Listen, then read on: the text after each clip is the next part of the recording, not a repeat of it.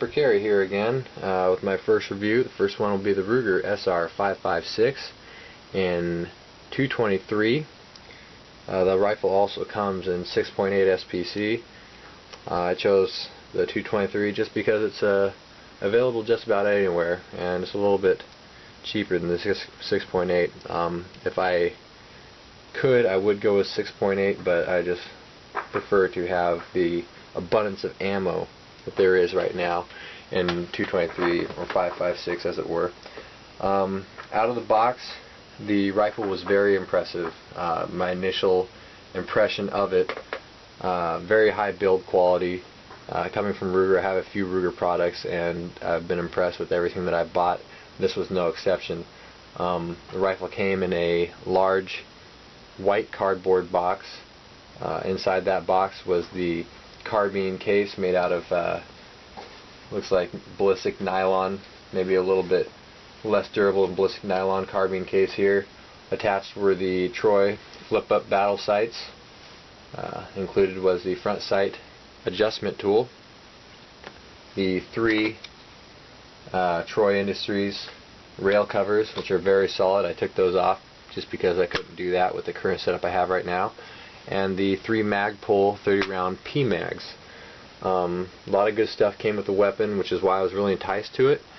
The original carbine I was looking at was POF 415, and after I ended up looking around long enough, I kind of got turned off because there's so many features on it that I really didn't feel I truly needed. And for a gas piston, the Ruger SR-556 really proved to be a significantly better buy at $1,300 Vice 2000 for the POF. So I went ahead and grabbed the SR-556, and I'm thoroughly enjoying it so far. Features, this one, like I said, comes in 223. The rifle also comes in 6.8 SPC. It's got a 16-inch barrel, a 1-in-9 right-hand twist. It comes with your standard quad rail that extends all the way up to the gas block from the upper receiver, and the gas block continues the rail all the way forward, and that's where the front Troy battle sight was originally mounted before I took it off. It has a 4-position gas piston system, 0 to 3, 0 being completely blocked off and 3 being wide open. It comes set from the factory at 2, and I found that if you have it open at position 1 and you're firing traditional or your standard 223 factory loads, that it will not cycle the bolt. So it needs to be at 2 or higher. Unless you're running suppressor, I would believe that the 1 setting on the suppressor would probably cycle the bolt. 6-position adjustable M4 stock, your traditional adjustable stock. A Hogue wraparound grip, and that's about it. Other than that, it's your traditional AR-15. The innards and all that stuff are that you would see on any other AR-15 or variant.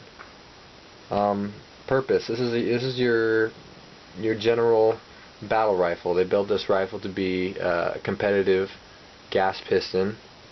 Intermediate range, i.e. 0 to about 600, which I'm positive it's capable of doing effectively and reliably.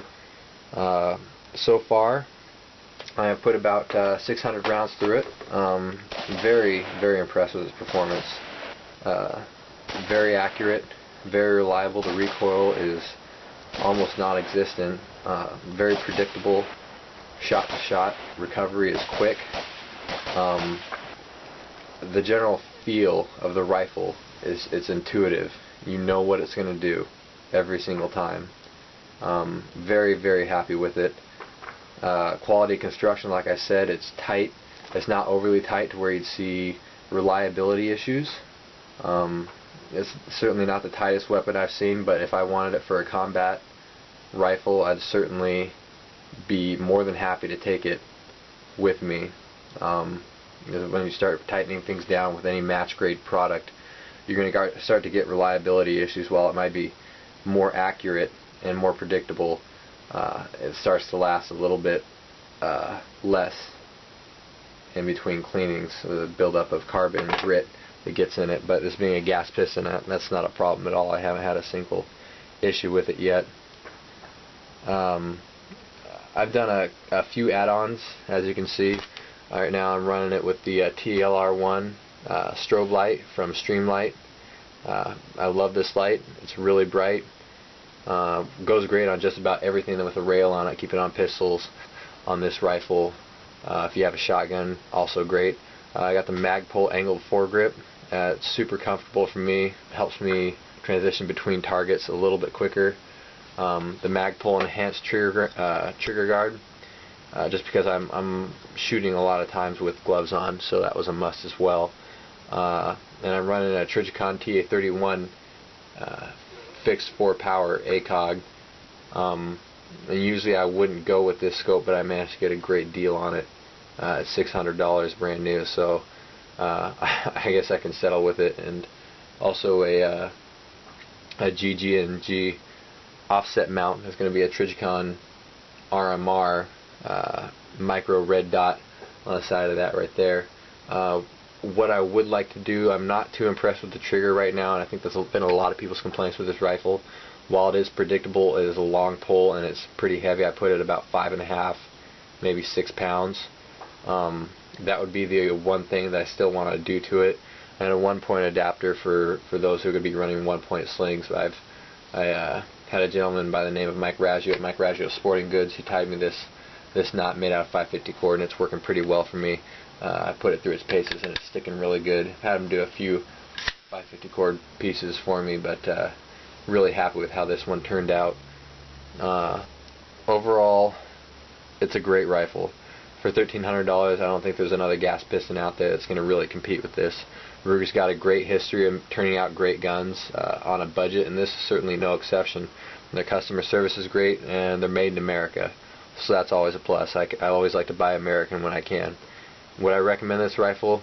Hell yeah, I would. I love it. If you have any questions, go ahead and leave me a comment below, and I'll see you on the next review. Thank you.